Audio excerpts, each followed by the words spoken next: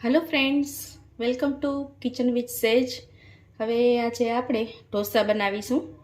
ઢોસા બે રીતે બને છે, સેજોરના જયજેન્દ્ર। હવે ઢોસા બે રીતે બને છે। એક રીતે હું જે બનાવી રહી છું એ રીતે એ તમને બતાડું છું કઈ રીતે, અને સેકન્ડ રીત છે કે જે એકદમ લિક્વિડ ટાઈપ, એની અંદર આદુ મરચી લીમડાનો એની અંદર રાઈ અને લીમડાનો વઘાર કરીને તેલ મૂકીને રાઈ નાખીને એની અંદર લીમડાનો વઘાર કરવો, એવી રીતે સેકન્ડ રીત બને છે। એકદમ લિક્વિડ ટાઈપ હોય છે, જેને પાથરવાનું વાટકાની મદદથી તવી ઉપર પાથરવાનું હોય છે। સેકન્ડ વિડીયો બનાવીશ ત્યારે જરૂરથી તમને બીજી રીત શીખવીશ। અત્યારે આ તમને રીત શીખવી રહી છું। તો આના માટે જોઈશે આપણે 3 થી 4 લોકો આરામથી ખાઈ શકે એટલી ક્વોન્ટિટી લઉં છું। બિગનર્સને જણાવી દઉં, મેં 500 ગ્રામ રવો લીધો છે। જાડો કે ઝીણો કોઈ પણ જે મળે, જો તમને જાડો થોડોક લાગે તો ગ્રાઇન્ડરની મદદથી થોડોક ચન કરી લેવો, અને એકદમ ઝીણો જો હોય તો એને ચન કરવાની જરૂર નથી। હવે મેં અત્યારે અહીંયા છાશ લીધેલી છે। જો છાશ લીધેલી હોય તો પાણી લેવાની જરૂર નથી, અને દહીં લીધેલું હોય તો 1 ગ્લાસ લિક્વિડ પ્રમાણે ઢોસા જેટલું બેટર કરવાનું છે। ઢોસા જેવું બેટર એની જેવી જ સેમ લિક્વિડની કન્સિસ્ટન્સી રહેવી જોઈએ। એટલે અત્યારે મેં પાણી નથી લીધેલું, છાશ લીધેલી છે।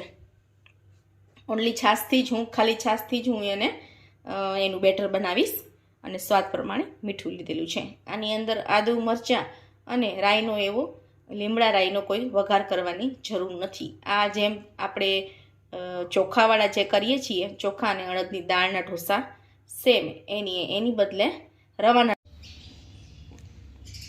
30 થી 35 મિનિટ આવી રીતે રવાને પલાળી રાખેલો હતો।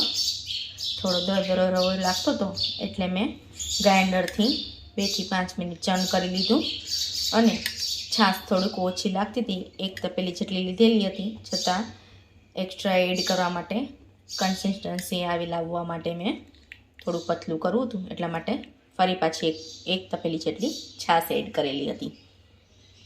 30 થી 35 મિનિટથી વધારે પણ રાખો તો પણ તકલીફ નથી, પણ હા, એટલી 25 થી 30 મિનિટ તો રાખો, જેથી કરીને પ્રોપર રવો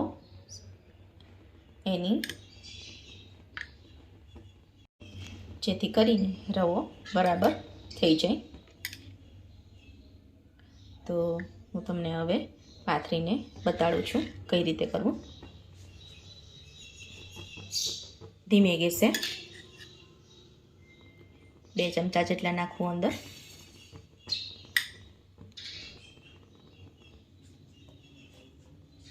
નાખ્યા પછી ફાસ આવી રીતે હલાવતા જવું।